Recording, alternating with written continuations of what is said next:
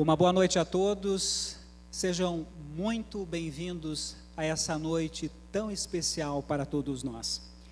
É com grande alegria e profunda emoção que o Centro Espírita de Caridade Dias da Cruz recebe todos vocês nesta noite, neste evento, que dá sequência às celebrações de seus 90 anos de história, trabalho, fé e principalmente divulgação do Espiritismo.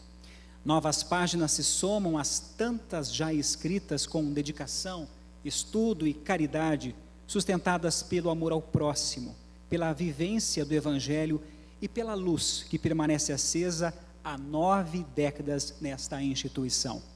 Que possamos juntos permitir que o conhecimento aqui trazido, compartilhado, nos inspire a servir mais, compreender mais, amar mais, pois o amor, como ensinou Jesus, é a força capaz de regenerar mundos e espíritos. Para dar as boas-vindas oficiais nesta noite, também realizar a prece de abertura, convidamos o presidente do Dias da Cruz, Paulo Afonso.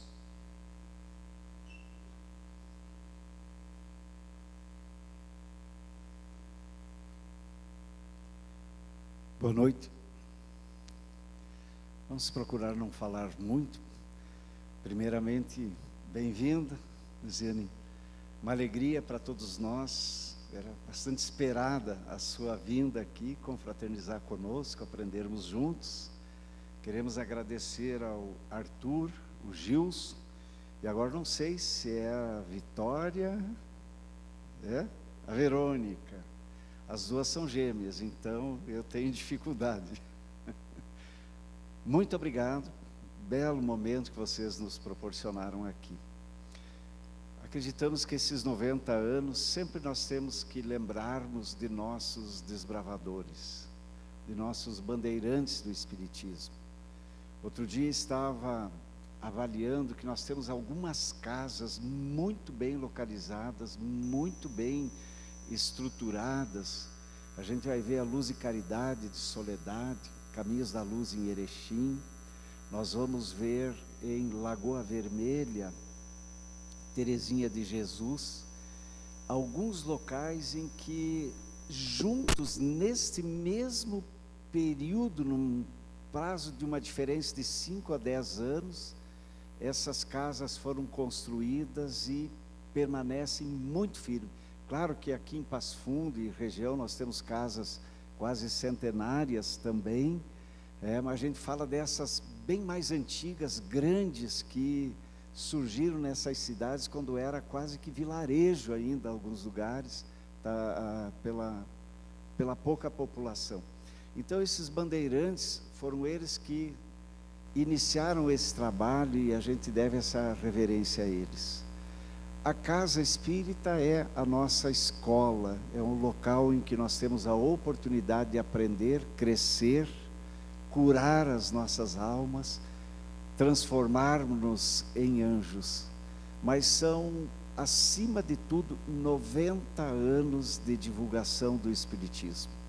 É isso que importa. Aqui em Passo Fundo temos um número de casas irmãs. Também parece que a mais nova tem 65 anos. É isso, né, Liz? Cadê? 55 a mais nova. É mais jovenzinha, mais nova que eu. Então, é um trabalho belíssimo que temos em nossa cidade, que é divulgar o Espiritismo. Então, a nossa alegria é a gratidão a Deus e a Jesus por termos chegado nesse grande grupo de trabalhadores, que temos lá mais de 200, e encontrado um lugar para nós podermos aprender, resolver o nosso passado, desenvolver o nosso futuro. Que o amigo Jesus nos abençoe como movimento espírita, nos abençoe este trabalho que temos a realizar pela frente. E brincando, conversava antes ali, um dia desse, a Daniela, nossa responsável pela evangelização, ela disse: Paulo, há alguns anos atrás, 40 anos atrás, eu, nesse caso, nós éramos os jovens e a casa tinha os tiozinhos e as tiazinhas, agora somos nós, os tiozinhos e as tiazinhas. Daqui a pouco a gente está desencarnado, os jovens de agora, vão assumindo. É o grande ciclo da vida. e a doutrina é a grande luz para a nossa caminhada. Então, que todos tenhamos uma boa palestra, lembrando nossos trabalhadores que dia 20, nós teremos a nossa confraternização, que daí vamos dialogar um pouco mais sobre a história do Dias da Cruz. Muito obrigado pela presença, vamos orar.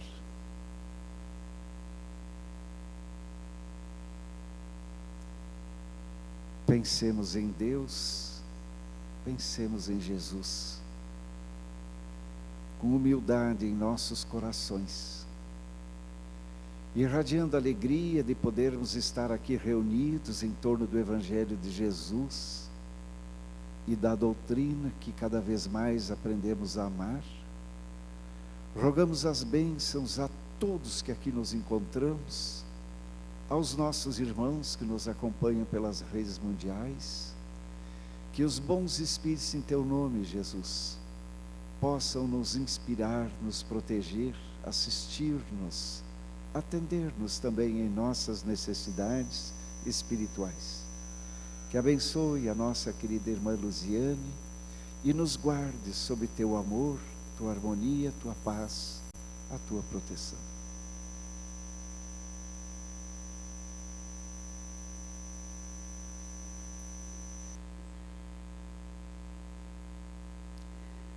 Ao longo de 2025, o Dias da Cruz promoveu uma série de palestras em celebração às 9 décadas de trabalho.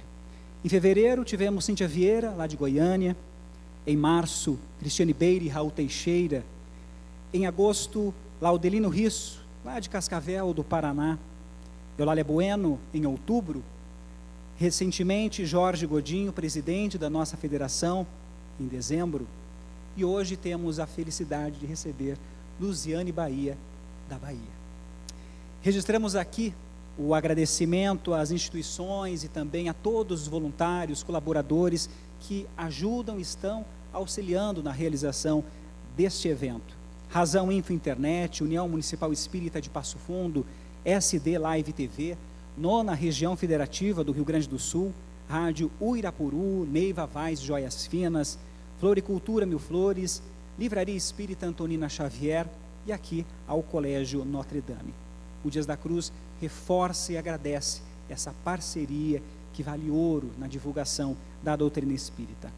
Fundado em 1935, o Dias da Cruz tem como seus pilares principais a evangelização espírita, o estudo sistematizado, as palestras públicas, sempre com essa tarefa de levar consolo e esclarecimento a todos que lá chegam. Hoje, são mais de 30 setores de trabalho, todos mantidos de forma voluntária e oferecidos de forma gratuita, reafirmando o compromisso desta casa com o conhecimento, o auxílio e o fortalecimento moral e espiritual. Salvador, na Bahia, e Passo Fundo, no Rio Grande do Sul, estão separados por aproximadamente 3.000 quilômetros, mas quando o objetivo é compartilhar conhecimento, promover reflexões sobre o Evangelho, as distâncias se tornam apenas geográficas. Nossa convidada, a Luziane Bahia, é advogada, nascida em Salvador, de família espírita de berço. Iniciou sua trajetória no espiritismo aos 4 anos de idade, na evangelização infantil, permanecendo vinculada ao estudo e às atividades espíritas desde então. Atualmente é evangelizadora e também colaboradora da Mansão do Caminho, obra conhecida em todo o mundo, realizada, difundida e idealizada por Nilson Pereira e amplamente divulgada por Divaldo Franco, e também está ligada à Federação Espírita Brasileira. Nosso convite para este momento ocorreu em agosto do ano passado, e como todos aqui podem perceber, passou rápido, né? Então, nesse momento, convidamos a nossa excelentíssima convidada, que veio de longe, que a gente recebe já com uma salva de palmas para realizar sua palestra, o convite de Jesus e a transformação da humanidade.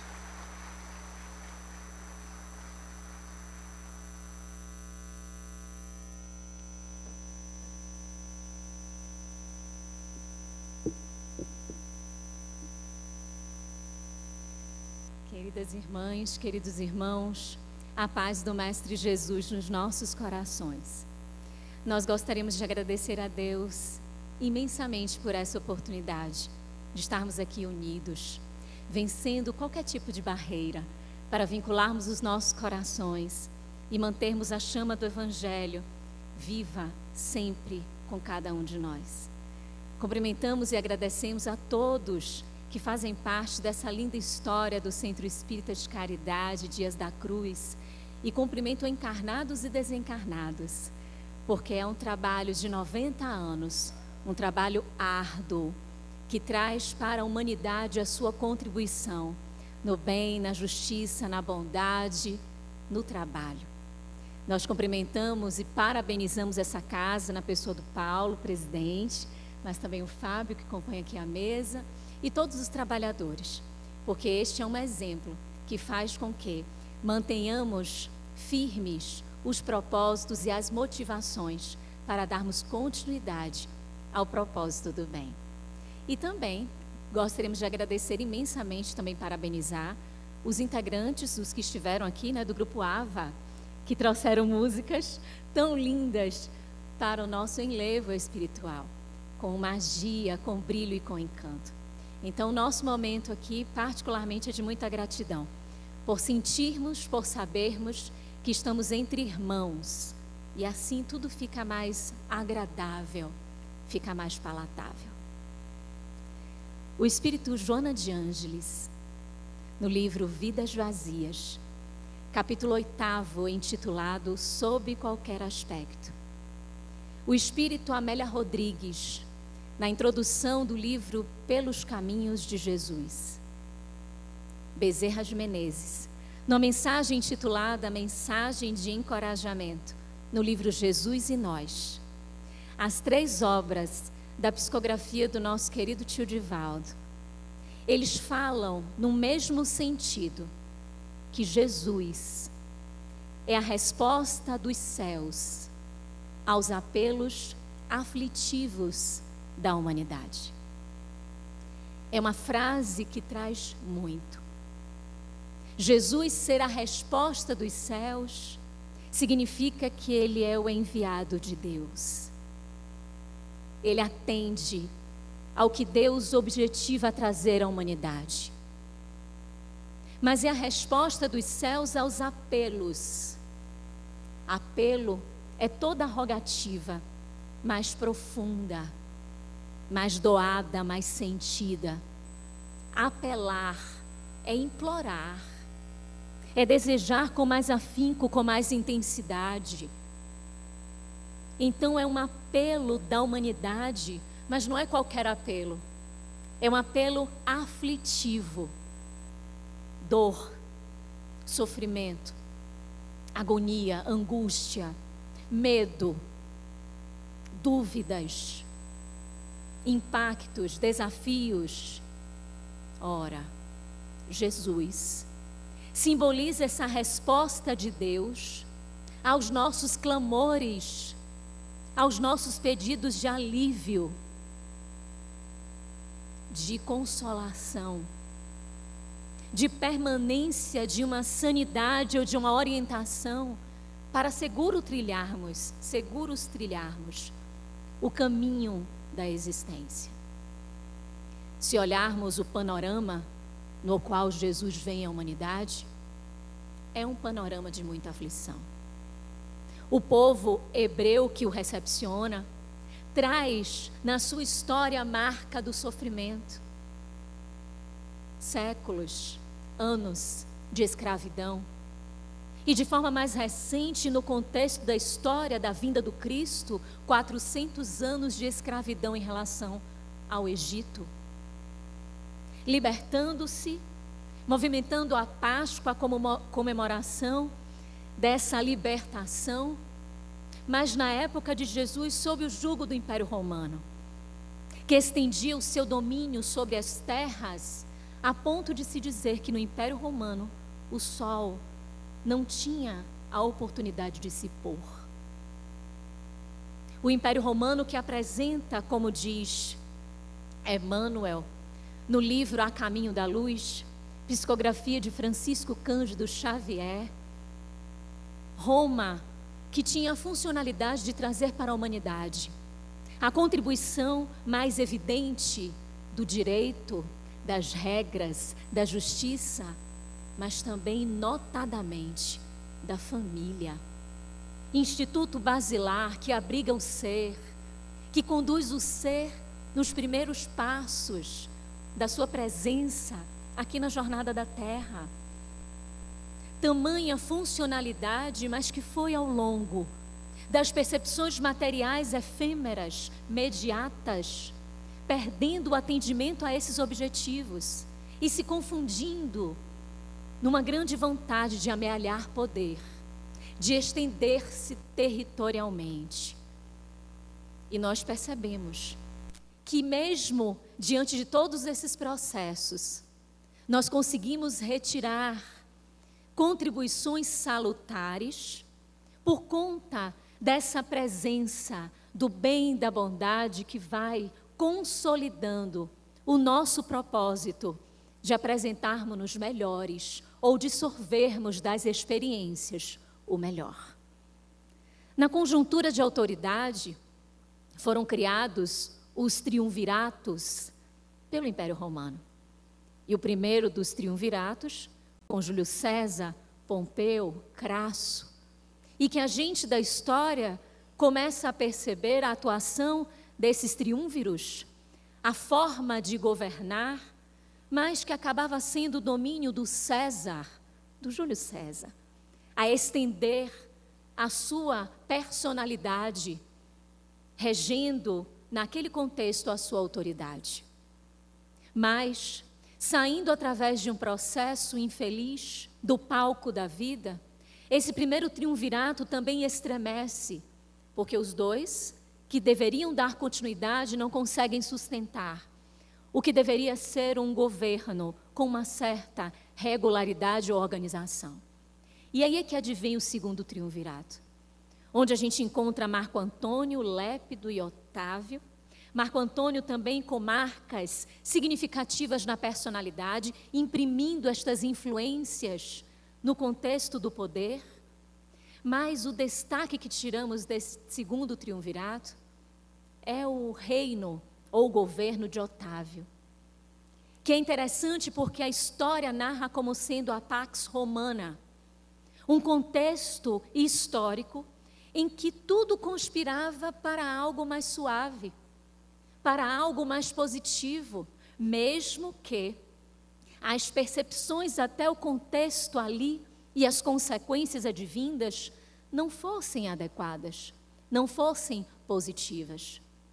Mas falava-se que naquele momento, espraiava-se na comunidade ou na sociedade, muitos artistas, poetas, filósofos, que traziam nas expressões dos seus conhecimentos uma suavidade para um contexto onde a lei era de talião, olho por olho, dente por dente, onde a percepção da guerra era muito presente, onde a hipocrisia saltava aos olhos, no faça o que eu digo, mas não faça o que eu faço. As regras devem ser cumpridas pelos outros e não por aqueles que ditam as regras.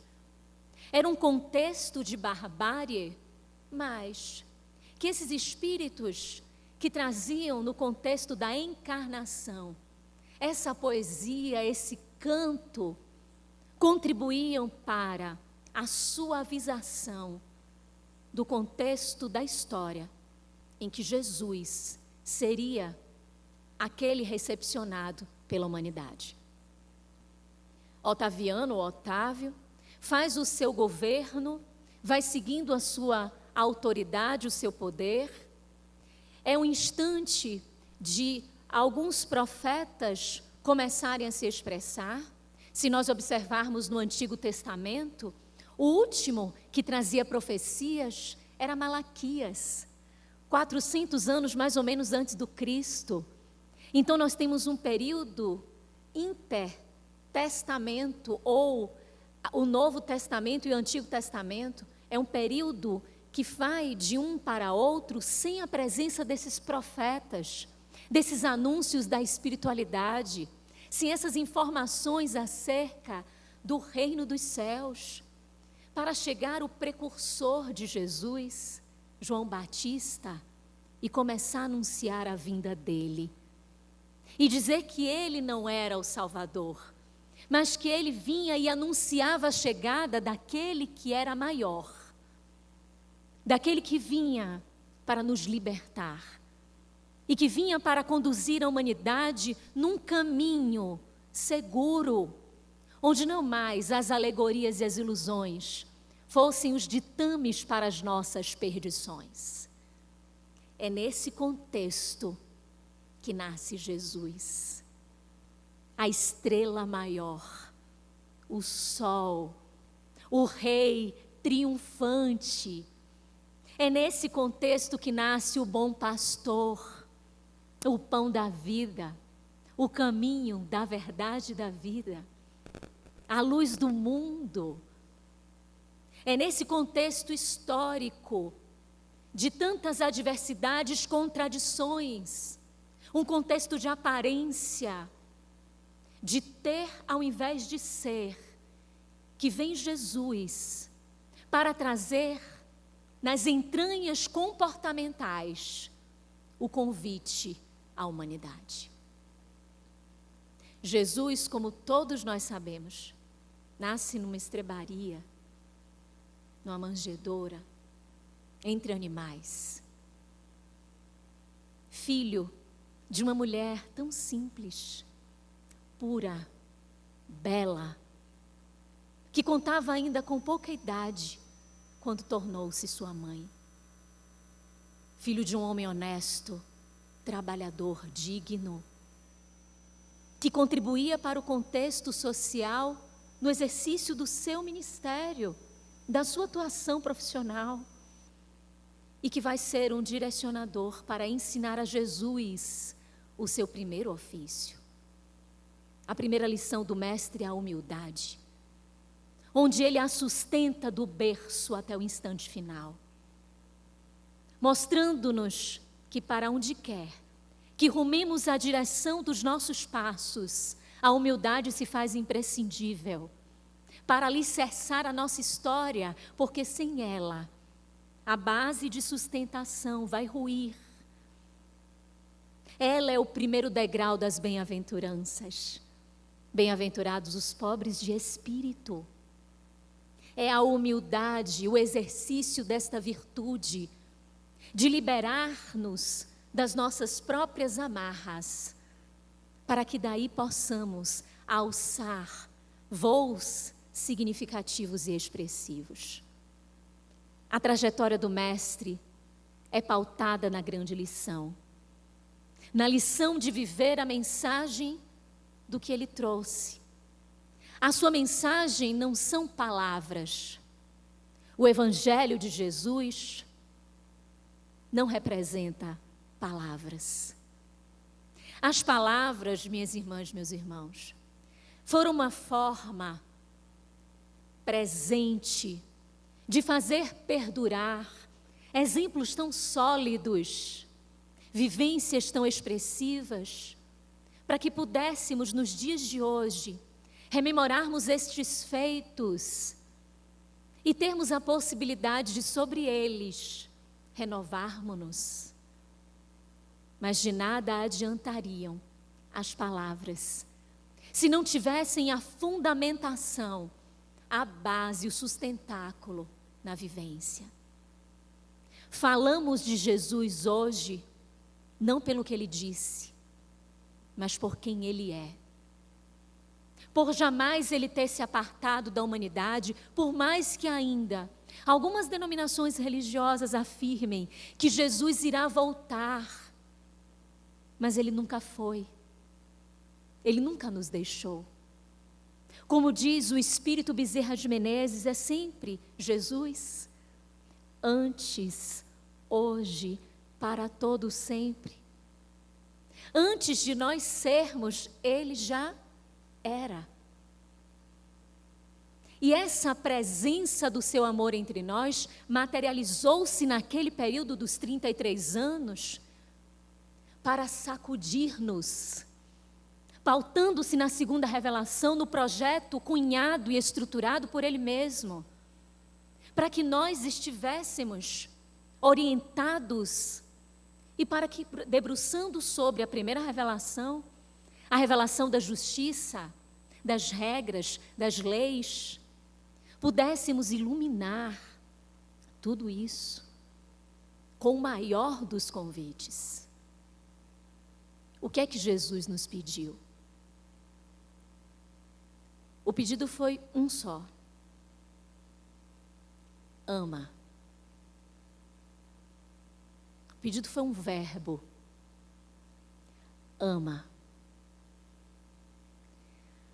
Ama é uma expressão tão diminuta e que tem uma nuance tão ampla. Tanto assim é que ele veio e falou do amor sob diversas expressões e diversos prismas. Utilizou-se de personagens reais ou fictícias através das parábolas para nos mostrar, nós crianças espirituais, a moral da história, a moral que deve sobressaltar-se para ser este o norte a nos guiar. Jesus transitou e a sua boa nova, que é o Evangelho, que foi catalogado nos Escritos, aquilo que está escrito é um documentário, é um testamento, são anotações essenciais para que percebamos o seu pensamento, mas que sobre elas mergulhemos com muito mais profundidade do que as letras nos conduzem. Porque as letras, as palavras, elas cerceiam, em alguns momentos, as emoções e os sentimentos. Nem sempre conseguimos expressar tudo que vai no nosso mundo íntimo com as palavras que fazemos uso. São necessários os gestos, as ações, porque não é a palavra que vai convencer, mas o exemplo, que se busca vivenciar a partir daquelas palavras que são estimuladoras. Como nos ensina o livro dos Espíritos, falando acerca do progresso intelectual e do progresso moral, dizendo-nos que o progresso intelectual nos é tão necessário e que faz com que ele seja um expoente que proporciona o progresso moral. E observarmos sobre este prisma o Evangelho, que é a boa nova do Cristo, é mergulharmos na sua história, na sua vida e, mais ainda, mergulharmos no Cristo. Esse convite, ama, é o que Ele nos pede. O que é que a humanidade fez com esse Rei solar? Esse Rei triunfante, que veio ao nosso encontro como resposta dos céus aos nossos apelos aflitivos. O que é que a humanidade fez com Jesus? Alguns amigos o traíram, o negaram. O contexto social levou e ele esteve diante das autoridades, julgado, condenado, sentenciado a penas de morte, sem jamais uma atitude reprovável, um mal, nada no seu gesto, no seu comportamento, na sua atitude que destoasse das leis divinas ou naturais. E esse capítulo da história mostra à humanidade como nós, enquanto seres humanos, quando deixamos as nossas imperfeições falarem mais alto, elas falam dentro de nós e extravasam para o outro, mesmo que o outro seja probo, íntegro, como é o caso de Jesus Cristo. Partindo daqui, ele deixa a sua lição E o convite reverbera. Porque de lá para cá, muitos foram aqueles que tomaram da charrua e não olharam para trás. Que comprometeram-se com a boa nova de Jesus, aceitando o seu convite e percebendo que algo impactante em suas vidas precisava acontecer para si mesmo e para o entorno. Porque quando ele fala do amor, ele traz-nos a lei e diz: amar a Deus sobre todas as coisas e ao próximo como a si mesmo. Ele mostra que o amor está o tempo todo no processo da relação e jamais no processo da solidão solitária. Mas sim na convivência, porque conviver é conciliar, conviver é compartilhar. E quando a gente compartilha, a gente multiplica.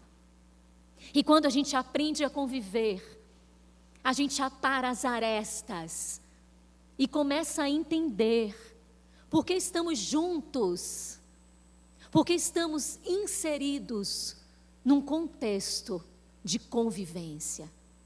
E que por mais que tentemos, o isolacionismo ou a separatividade só nos faz adoecermos. Porque em todas as vezes que esse foi o movimento da humanidade, do ser humano, isolar-se, apartar-se, a enfermidade fez-se presente. E muitas desconexões se realizaram no contexto da personalidade, impactando não somente saúde no aspecto orgânico, mas espiritual, com gênese psíquica, mental, reverberando nos dias de hoje com alarmantes índices estatísticos. Este homem, este espírito, deixa-nos um convite. E diante dele, a gente se questiona, mas como viver esse convite? O convite é amar. Ama. Mas como fazer isso? Justamente se é algo tão amplo. E João, ele foi muito sábio, o evangelista, quando disse: Deus é amor. E aí eu me lembro de um momento muito interessante do nosso tio Divaldo, que uma criança, ele diz assim, tio Divaldo disse assim: criança adora pegar a gente em umas situações assim, de saia justa, né? E a criança, ele estava assistindo a palestra e tio Divaldo falou: Deus é amor.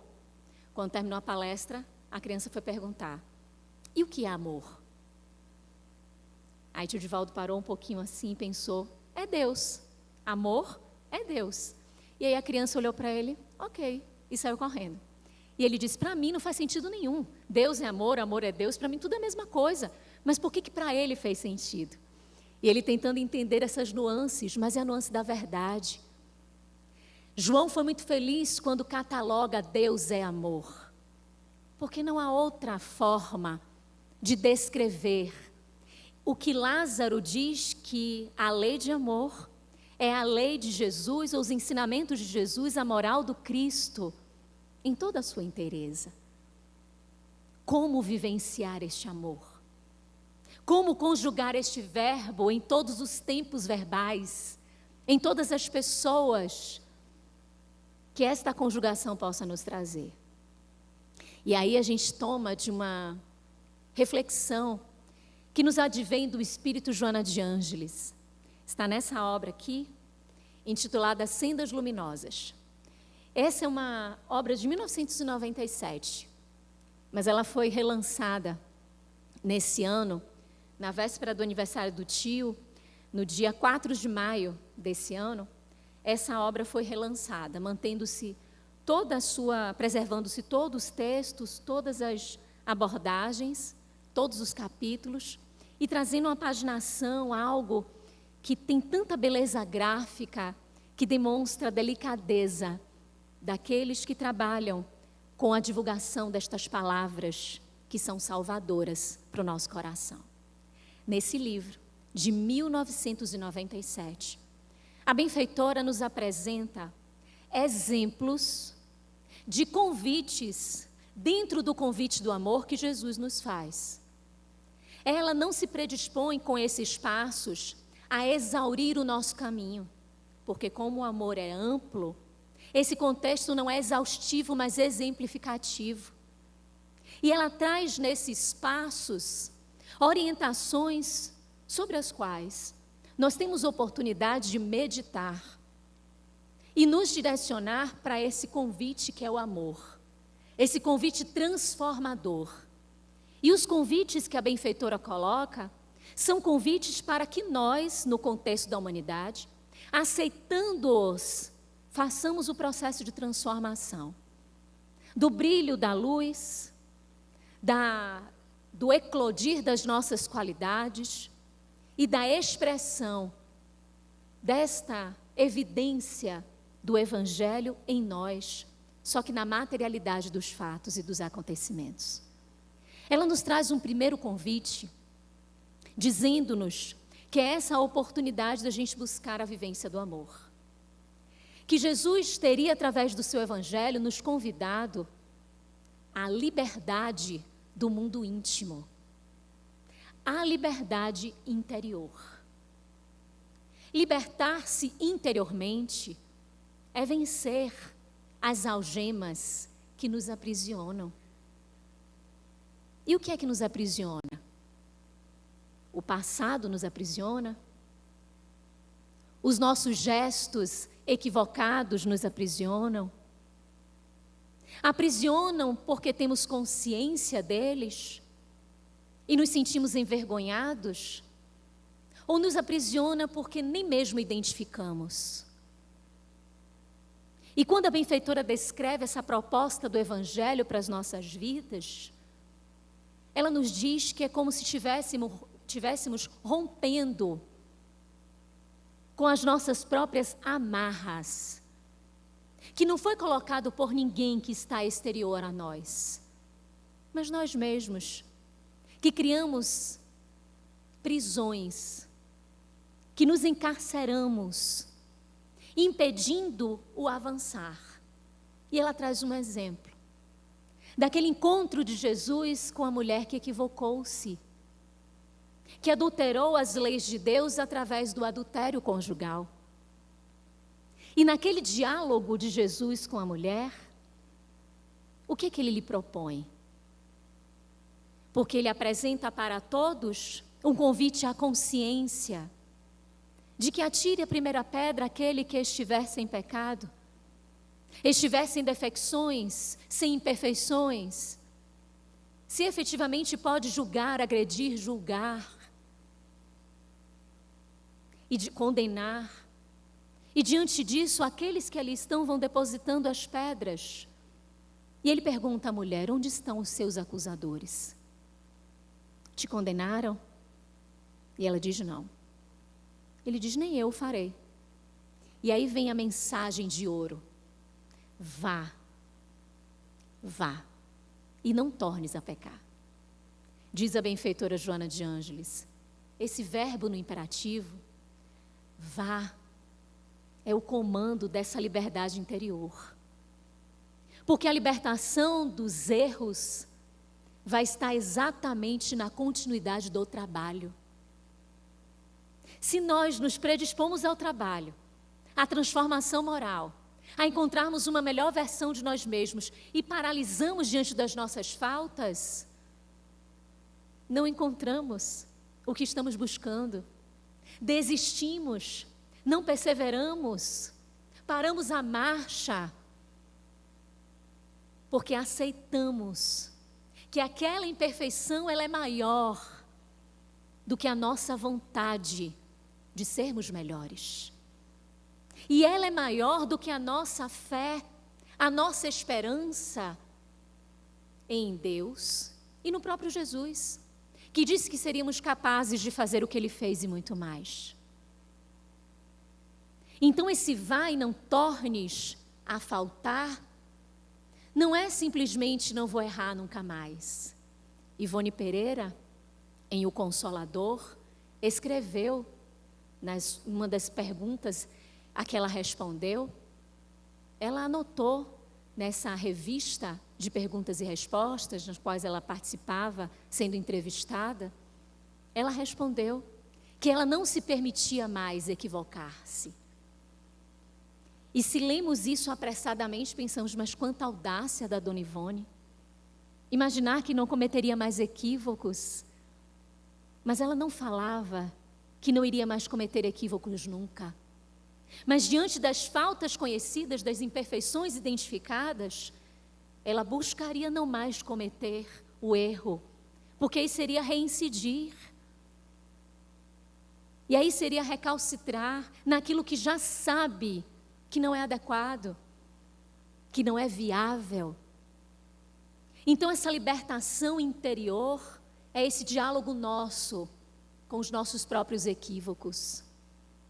Não admitindo a culpa que nos estagna a marcha. A culpa consciente que faz com que a gente pare para refletir e até mesmo pense, mas meu Deus, eu não tive a intenção. Eu não queria agir desta forma. Eu não queria ter tomado esta atitude. E esses danos foram acarretados por mim.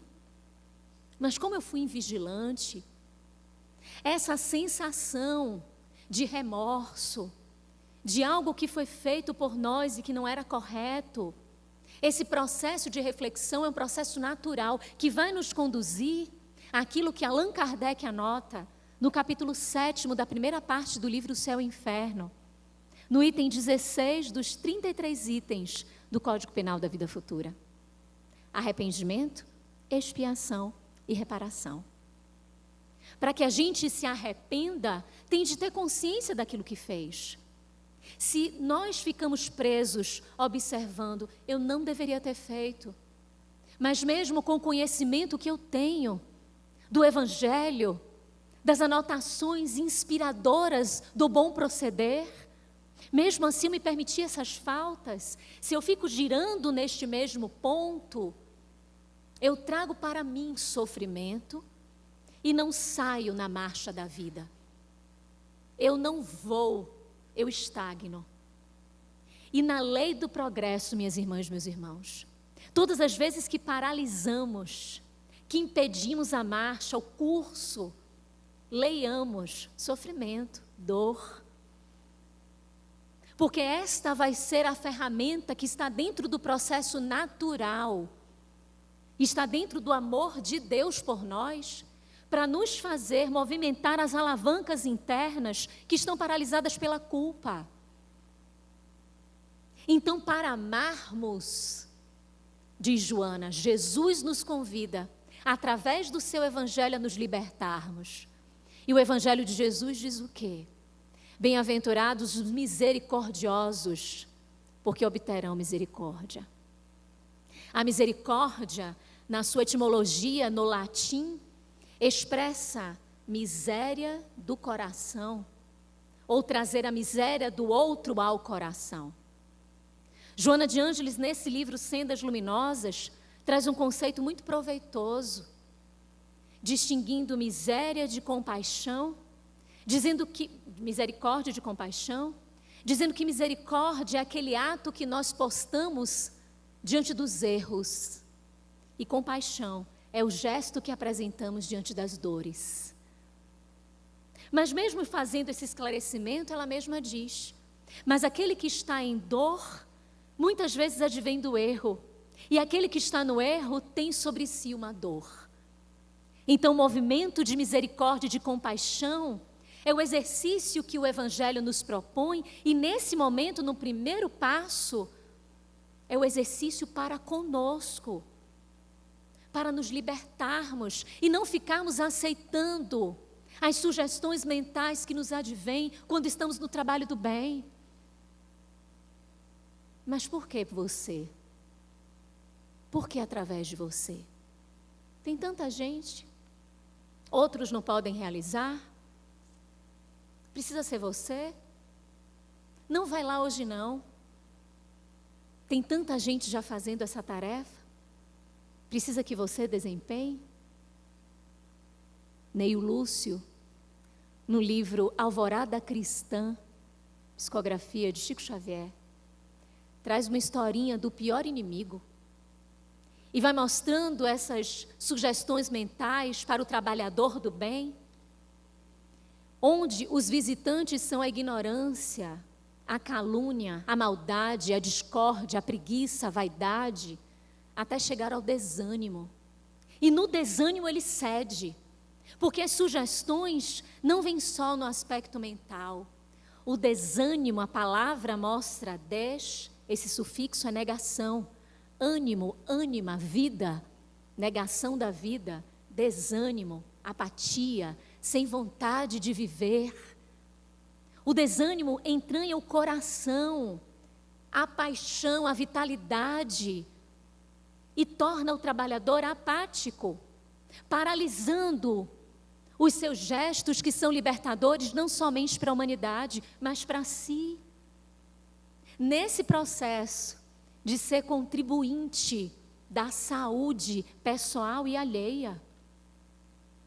Então é muito eficaz a benfeitora destacar essa liberdade interior.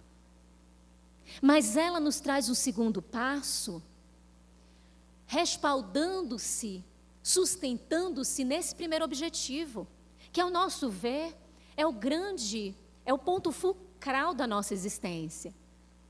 Segundo a questão 167 do Livro dos Espíritos, nós reencarnamos para expiarmos e para progredirmos. Ou seja, nós expiamos, fazemos as pazes com o nosso contexto do passado, equilibramos a nossa mente, equilibramos o nosso mundo interior através da expiação, mas através das provas a que somos submetidos, vamos avançando. Então, expiação e melhoramento progressivo da humanidade. Essa liberdade interior é o grande ponto para nós focarmos a nossa atenção e percebermos que essa transformação, essa modificação da humanidade reside nesse coeficiente. Porque se a gente quer mudar o mundo, a gente precisa mudar o mundo. E esse mundo íntimo é que vai ser o grande estimulador e que vai promover e proporcionar, no contexto social, o reverberar das nossas decisões íntimas. Francisco Spinelli, filho dessa terra, no livro No Rumo do Mundo de Regeneração, de Manuel Filomeno de Miranda, psicografia do nosso tio Divaldo. É o 4º livro de uma quadrilogia: Transição Planetária, Amanhecer de uma Nova Era, Perturbações Espirituais, No Rumo do Mundo de Regeneração. Nesse último livro, numa palestra no mundo espiritual, Francisco Spinelli diz que tudo aqui e lá, tudo para o espírito é ressonância. E a gente sabe disso da física, das leis materiais, o quanto reverbera, o quanto multiplica-se e o quanto influencia. Então, essa liberdade interior, à medida que as algemas são rompidas de cada um de nós, a psicosfera do planeta modifica-se a partir da nossa contribuição. Avança a benfeitora. Como é que a gente faz isso? E aí ela diz: Jesus nos convida ao autoconhecimento. Jesus nos convida a identificarmos o nosso comportamento, ele faz isso a todo instante. Todo momento ele estava suscitando reflexões. Nos diálogos, ele cultivava o estímulo da consciência do outro, que estava obnubilada pelas percepções ou pelos interesses materiais e fugidios, efêmeros e imediatos. E esse imediatismo atrapalhava a percepção do profundo. A luz do mundo estava aqui conosco e a humanidade não enxergava, estava cega, como demonstra Saulo a caminho de Damasco, sem perceber, sem notar, por conta dos disfarces, ilusões, brilhos que ofuscam a nossa percepção para o que interessa, para o que é essencial.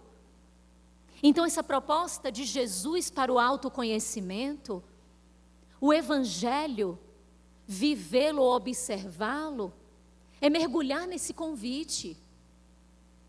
E aí compartilho com as irmãs e com os irmãos algo que nutrimos de uma reflexão a partir da biografia de Francisco de Assis.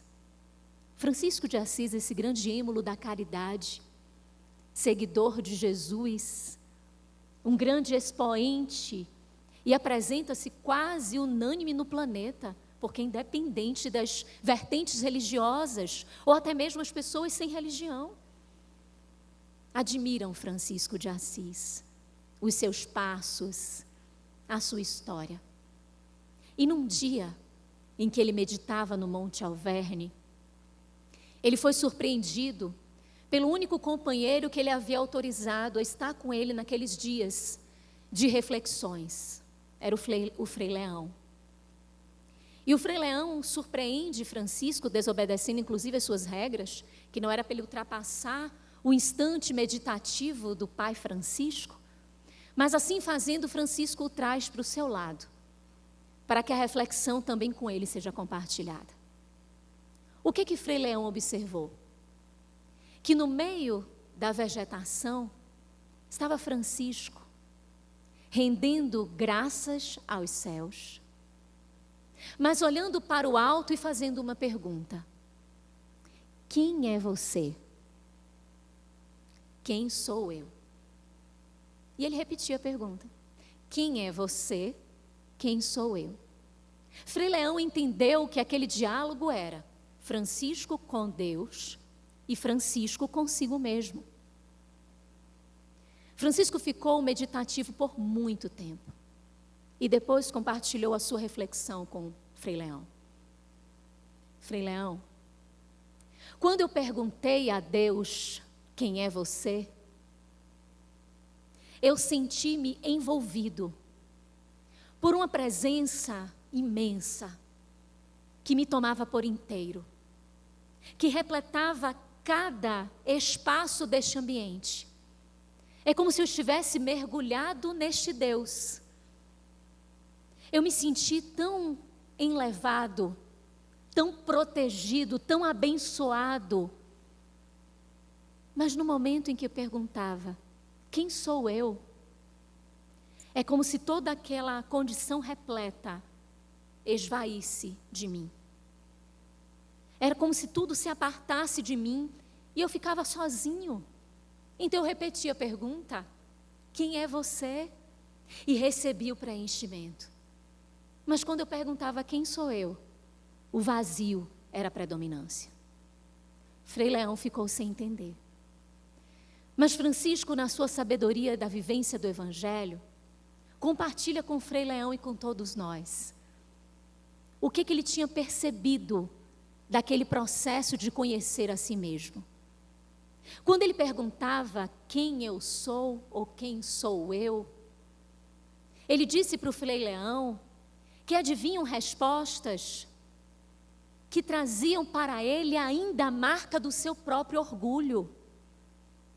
Quando nos perguntam, quem é você? A depender de quem esteja perguntando, a gente vai responder, se for no ambiente profissional, a gente vai dizer as nossas conquistas profissionais. No ambiente social, talvez a gente fale sobre questões da família. No ambiente espírita, as nossas atividades. Mas o que Francisco chama a atenção é que a vaidade e o orgulho estão muito presentes em nós quando é para responder à bagagem que nós já conquistamos. Mas disse Francisco, o verdadeiro processo de autoconhecimento completa-se quando, além de perguntar quem eu sou, eu pergunto também quem eu não sou. Porque quando eu pergunto quem eu não sou, há uma expressão de coisas, de experiências, de situações que eu preciso abarcar. E aí, ao invés de eu ficar imenso pelo que eu sou, eu coloco-me exatamente no lugar pequenino do Filho de Deus, que necessita do Pai como fonte inexaurível de amor, para que daí sim, nessa conexão, o caminho possa ser trilhado. Olha que sagacidade, minhas irmãs, meus irmãos. Perguntarmos quem nós não somos. E faz esse processo de entendimento e, obviamente, para que eu possa me transformar, eu não tenho só que saber quem eu sou já está posto. Só que muitas vezes, sabendo quem eu sou, eu fico nesse processo acomodado ou confortável. E era isso que Francisco falava. Eu me satisfaço com quem eu sou e não persigo quem eu quero ser, ou quem eu preciso ser, ou quem me falta ser. E esse é o olhar material, é o olhar superficial, é o olhar ainda do contexto que viceja em muitos aspectos da nossa sociedade, onde olha o outro pela aparência. E essa aparência vai nos trazer correspondências.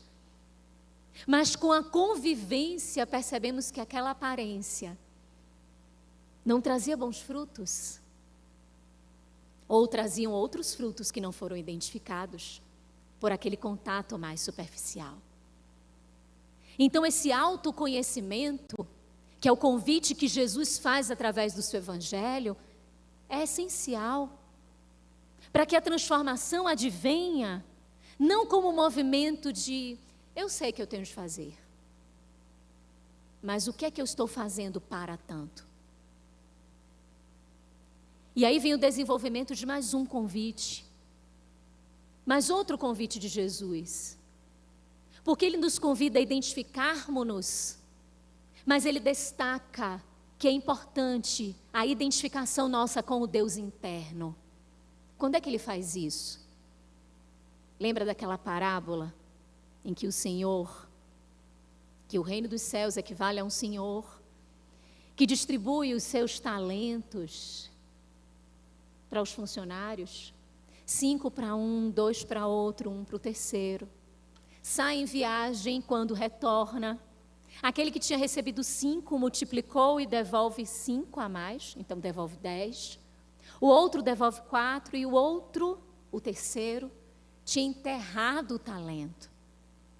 Ele desenterra o talento, entrega, e o Senhor diz o quê? Servo mau, no pouco que lhe confiei, não pôde trazer a dignidade.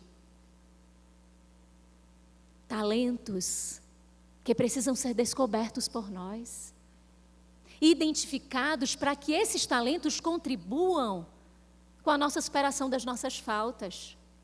Para quando o pensamento infeliz sejam dos irmãos desencarnados que estão malbaratando o contexto do sofrimento, da ignorância, e se avizinham de nós nesse contexto tão grave da humanidade, e se aproximam e começam a trazer esses pensamentos ruins, a gente tem altivez para dizer, realmente, essas são minhas defecções, mas essas outras aqui são minhas habilidades, são os meus talentos, que à medida que eu vou multiplicando, eles vão sendo pontos de iluminação e de educação para eu vencer as minhas faltas. E se percebermos da parábola do trigo e do joio, o joio é queimado, mas aquele queimor não é para ser perdido, é a queima da transformação. Porque a gente não deixa de ser, nós nos transformamos para uma condição que não sabíamos que tínhamos, ou que éramos condizentes a possuirmos. Nós falamos da Dona Ivone aqui, e a Dona Ivone é um exemplo disso. A Dona Ivone, na marca das suas reencarnações, onde ela estava cometendo as faltas, os equívocos, que vemos ali na trilogia, nas Voragens do Pecado, Cavaleiros de Lumière, Dama da Bretanha.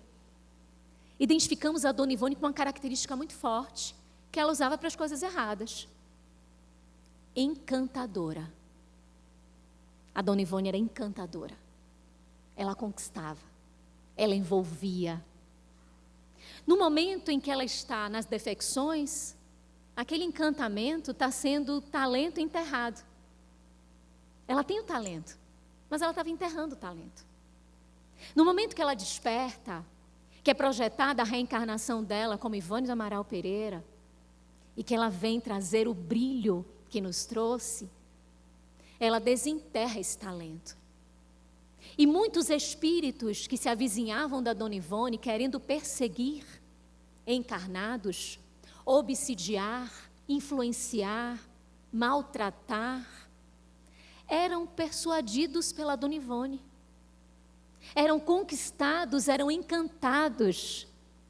Mas agora, ela direcionava seu talento para o trigo e não para o joio. Descobrir esse Deus interno é descobrir as nossas joias enterradas e fazê-las brilhar. Vós sois o sal da terra.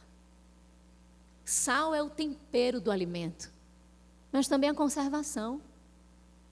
Conservar a mensagem, conservar a atitude, temperar a vida de relação sobre o prisma desse evangelho que nos encanta e que promove em nós inquietações íntimas. E desbravar esse Deus interno é iluminar de dentro para fora.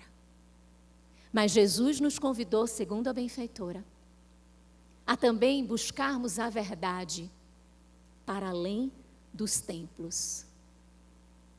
Para além das estruturas que nos abrigam como processos de execução e de disciplinas, de exercício e de educação. Os templos religiosos que cultivam em nós a seriedade de entendermos o que é servir ao Cristo, o Evangelho, e de encontrarmos nesse processo dos trabalhos, das atividades, o caminho seguro para estruturarmos os nossos objetivos e alcançarmos o nosso propósito. Mas ela diz, busca a verdade para além dos templos, dizendo que esse foi o convite de Jesus. E Jesus nos convidou a isso mesmo.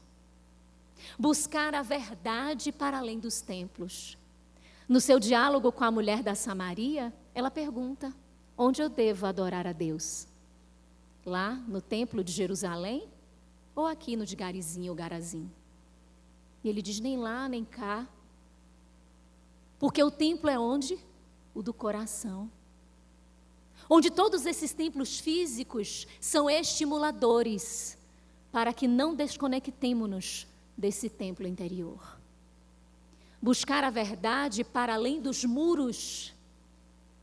O que é a verdade? Foi uma pergunta feita a Jesus por Pilatos. O que é a verdade? E Jesus teria silenciado. Mas Neio Lúcio, em Jesus no Lar, psicografia de Chico Xavier, Joana de Ângeles, em Estudos Espíritas, psicografia de Tio Divaldo, ambos dizem que Jesus teria respondido, a verdade é Deus. É buscar Deus em tudo. Lembra do bem-aventurados os puros de coração? Bem-aventurados os puros de coração, porque verão a Deus. O que é ver Deus? É sentir, perceber e buscar Deus em tudo. É sair de si mesmo, desta condição do eu sou, e ir ao encontro do outro, mas das situações da vida, e identificar em que ponto ali está Deus. Como Deus falou comigo naquela situação. Porque uma situação completamente desafiadora, ela não vem de Deus. Os jovens até dizem assim, quando comentam alguma coisa muito difícil, não, isso não é de Deus. Não, não é de Deus, é nosso. Veio da correspondência daquela situação para algo que está dentro de nós, que precisa ser descoberto, desvelado, cuidado, educado, a partir de algo que está exterior. O nosso erro nada mais é do que uma revelação num processo de autoconhecimento. O problema é que os erros promovem abalos, efeitos e trazem consequências. Mas é uma forma de identificarmos o que está aqui dentro, que está sombreado. Então ela diz que o convite de Jesus é essa busca da verdade através da percepção de Deus nos corações. E aí ela caminha para mais um convite, que Jesus nos convidou à perfeita fraternidade. Olha a adjetivação, perfeita fraternidade.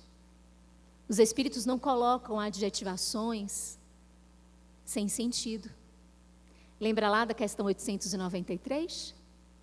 Qual é a mais meritória das virtudes?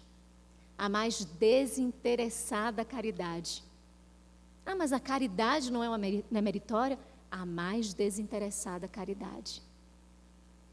Tem uma profundidade na expressão que vai nomear o substantivo, adjetivando-o, para que nós entendamos qual é o processo que precisa ser realizado. Perfeita fraternidade. Jesus disse que nós seríamos conhecidos por muito nos amarmos.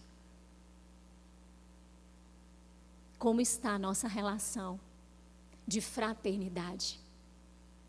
Fraternidade nos convida a ombrearmos-nos, a irmos ao encontro do outro, não porque somos superiores ao outro, e estamos concedendo ao outro algo que está em grande quantidade para nós. Ser irmão é se observar, é perceber que aquilo que o outro atravessa está nas possibilidades de eu atravessar e vice-versa. É lançar-se genuinamente. Perguntamos certa vez, quantos de nós temos amigos em situação de rua? Amigos. Amizade é uma via de mão dupla. Tem confiança dos dois lados, tem ação dos dois lados. Porque às vezes quando a gente vai para alguém, para realizar algo, seja caridade material, moral, seja o que for, nós abrimos uma única via, enquanto que a lição do Evangelho é abrir a outra via, para que a gente também receba, não porque a gente vai esperar receber, mas é porque é da lei da vida. O perfume que nós espalhamos fica primeiro em nossas mãos. O mau cheiro, as más palavras que multiplicamos, ficam primeiramente conosco. É da lei da vida. Fraternidade é empatia, é sentir, é lançar-se ao outro. E a humanidade ainda carece muito desse conceito, porque estamos muito ainda aquém, precisando fazer mais e muito mais do que já começamos a realizar em prol do outro, porque o outro é nosso irmão, está ombreado conosco, sente dores, tem defecções, tem qualidades. Quantos de nós temos amigos ex-presidiários que estiveram no cárcere e que são nossos irmãos, que são nossos amigos? São exercícios, minhas irmãs, meus irmãos, para quando virmos uma notícia que se repete tanto ultimamente nos noticiários, não deixarmos que a raiva advenha de nós como um ímpeto de uma justiça que não representa a justiça ensinada por Jesus nem por Deus, mas tomarmos de um papel e anotarmos o nome daquelas pessoas que estão envolvidas naquela situação de dificuldade e orarmos porque eles são os nossos irmãos. Aquelas defecções também podem ser as nossas defecções. Então diz a benfeitora, Jesus nos convida a vivermos a fraternidade. E ela encerra, e também nós vamos caminhando para o nosso encerramento. Ela encerra, trazendo o convite de Jesus à vivência do amor em todas as dimensões. Viver o amor em todas as dimensões é o testemunho. Porque viver o amor em todas as dimensões é renunciar. E só quem ama renuncia. Quando a gente não ama, a gente não renuncia. Quando a gente não ama, a gente vai até o fim. E aquele diálogo que começou um diálogo e se transformou numa discussão e ninguém para, e ninguém cede, ninguém renuncia, ali o amor não está presente. Não naquela situação. Porque quando o amor está presente, nós conseguimos renunciar. E mesmo que tenhamos todas as razões, conseguimos entender que não se trata de ter razão ou não. Se trata de um irmão e de viver para com ele a regra de ouro, fazer ao outro o que queremos que o outro nos faça. Ela termina falando desse convite da vivência do amor em todas as dimensões, que é esse testemunho. É o que ela mesma viveu na fogueira. Quando perguntaram para ela, esse Jesus só te ensinou a morrer? E ela respondeu, não. Ele me ensinou a te amar. A amar o algoz, a amar a personagem que está no contexto como algoz, que está se comprometendo, que está trazendo para si sofrimento. É o amar em todas as dimensões. E ela diz, a prática incessante do bem. Jesus nos convida à transformação moral através desses passos que, como dissemos, não são exaustivos, são exemplificativos. E nesses passos conseguimos identificar o que é que esse evangelho nos convida a percebermos. No finalzinho do ano, é muito natural que a psicosfera da Terra esteja mobilizada para um amor numa nuance, numa coloração e numa sonoridade diferentes. É a presença maior do Cristo, não fisicamente, mas dentro dos nossos corações. Nós nos predispomos mais, ficamos mais sensíveis e queremos mais a presença do bem, da paz, da saúde, da alegria. Então, nas nossas reflexões natalinas, porque Natal é um movimento para ser feito diariamente, mas também dentro dessa simbologia da história da humanidade, ou da data deslocada, porque Jesus não nasceu em dezembro, mas desse cultivo do planeta, a memória de Jesus e os seus feitos, que a gente possa refletir, buscando nessa predisposição natalina, como nós temos recebido o convite de Jesus. Francisco de Assis busca o Papa para regularizar a sua ordem. Contava com 12 irmãos e achava que aquele momento era importante para regularizar, organizar a ordem que tinha nascido de um movimento tão simples. Não por ele, mas ele imaginava que aquele regramento deveria existir pelos irmãos. Então ele vai ao Papa. E na audiência que ele consegue com o Papa, a conversa era muito no sentido de que aquilo que Francisco propunha não era possível de ser realizado. Ele apresentava a vivência do Evangelho como mote para o cristão. E todos que ali estavam criando mecanismos para que o Evangelho de Jesus não fosse vivido daquela forma, porque era muito difícil de ser vivido daquela maneira.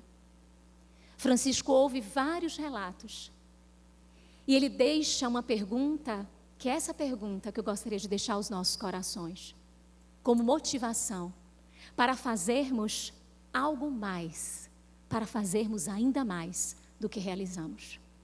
Francisco olhou aqueles homens cheios de pompa e lhes perguntou: se o cristão não traça para a sua vida o Evangelho de Jesus como orientação segura para o seu caminho, qual então o sentido do cristão? Minhas irmãs, meus irmãos, Que Jesus nos abençoe.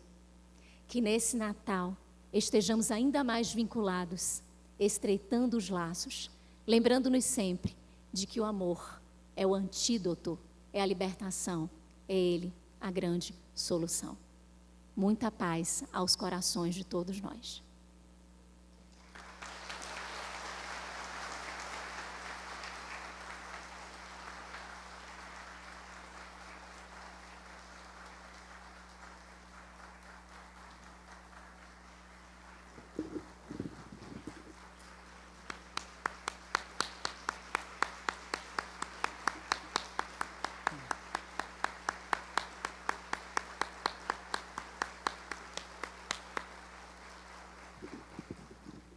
Com toda a certeza, valeu cada minuto aqui presente, esses 3.000 quilômetros que dividem Salvador, na Bahia, Passo Fundo, aqui no Rio Grande do Sul, para a gente poder ouvir essas tuas palavras, os ensinos trazidos pelo Evangelho e por tantos personagens que contam a história, né, até aqui.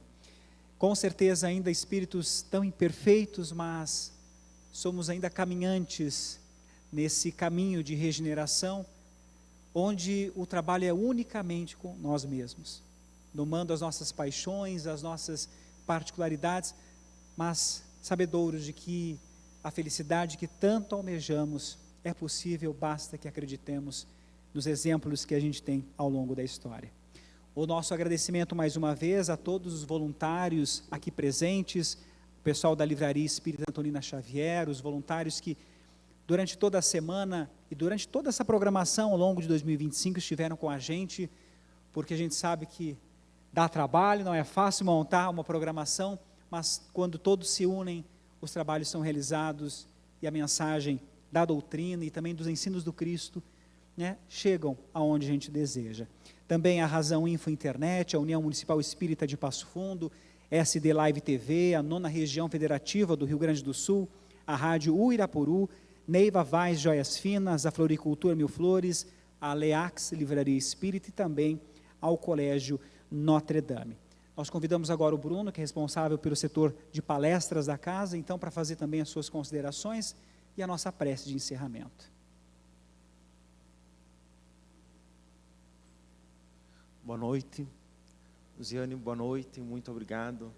Eu estava ali pensando, eu não sei se, fiquei em dúvida se você veio da Bahia ou se a gente foi transportado lá para a Mansão do Caminho, porque a gente foi, pelo menos eu pessoalmente, fui lembrando do Divaldo, de todo o trabalho, a Luciane compartilhando comigo aqui. Eu estou no módulo 3 dos estudos do Espiritismo Play, da Mansão do Caminho, e é uma grande alegria, ainda mais sentir essa sintonia, enquanto a Luciane foi trazendo a questão da libertação, que é um dos convites do Cristo, a gente aproveita, fiquei percebendo que na verdade é uma sintonia grande, né? Porque nós vamos agora com os nossos estudos de verão tratar justamente culpa e redenção. Então a Luciane foi precursora, fechando esse ciclo de palestras do nosso aniversário, fazendo a abertura, e a gente deixa aqui o convite. Em breve nós vamos ter as inscrições abertas para os nossos estudos de verão, que o título é mais ou menos esse, ainda vai ser definido, culpa e redenção. Então, a nossa profunda gratidão, Luciane, pela tua participação, desses nossos 90 anos, não é toda hora que a gente faz 90 anos de trabalho. E a nossa profunda gratidão, então, a esses irmãos que nos precederam, que nos apoiam do mundo espiritual, que com certeza estão aqui hoje, e é uma alegria podermos estar aqui juntos. Então, feito o convite para os estudos de verão, também as nossas palestras especiais agora de final de ano, Natal e Ano Novo. A nossa casa não faz feriado. Véspera de Natal, véspera de Ano Novo, nós teremos as nossas palestras especiais e nós convidamos a todos. Vamos orar? Nossa profunda gratidão, Pai e Mestre Jesus, aos benfeitores amigos, pela grave oportunidade de termos em nossa existência a bênção dessa doutrina, que nos revela a verdade, as tuas leis, Pai. E o Evangelho por ti exemplificado, Mestre, que liberta as nossas consciências, nos dando a liberdade para sermos aqueles que devemos ser. A nossa profunda gratidão aos benfeitores amigos, que incessantemente trabalham pela nossa felicidade verdadeira, na conquista das virtudes, na conquista da compreensão das leis divinas, que traz para a nossa intimidade a alegria, o amor, a paz, deste anjo da guarda, desses espíritos elevados que velam por nós, que programam a nossa existência, que aguardam o nosso processo de redenção, para alçarmos as alturas e com eles conviver, e trabalhar e servir. Então, Mestre, te agradecemos profundamente a possibilidade das lições, do aprendizado, do trabalho, da convivência, e te pedimos, ilumine as nossas consciências, os nossos corações, nos dê humildade, boa vontade para servir, a coragem do esforço em nos melhorar, compreender o próximo, aceitar e trabalhar pela paz, pela convivência saudável, de amor. Assim, agradecemos profundamente os benfeitores amigos, os nossos irmãos que trabalharam nesses mais de 90 anos para trás, na manutenção desta casa, que nos acolhe, que nos cura, que nos educa, e que possamos, Mestre querido, prosseguir vinculados a ela, nos esforçando, dando o melhor de nós e aprendendo sempre. Muito obrigado, Pai, obrigado, Mestre Jesus, obrigado aos benfeitores amigos, responsáveis por cada tarefa, por cada atividade que a nossa casa pode nos oferecer e que podemos participar sempre, muito ativamente, sempre envolvidos e inspirados profundamente pelos dedicados benfeitores amigos. Muito obrigado. A todos os presentes, mais uma vez, obrigado pela presença. As casas espíritas da região que também pegaram a estrada e vieram até aqui, muito obrigado pela companhia neste encontro. Aqueles que nos acompanham pelas redes sociais, o nosso muito obrigado. Um bom retorno aos seus lares. Luziane, mais uma vez obrigado e retorne a Salvador com os abraços dos gaúchos aqui, viu? Muito obrigado. Boa noite.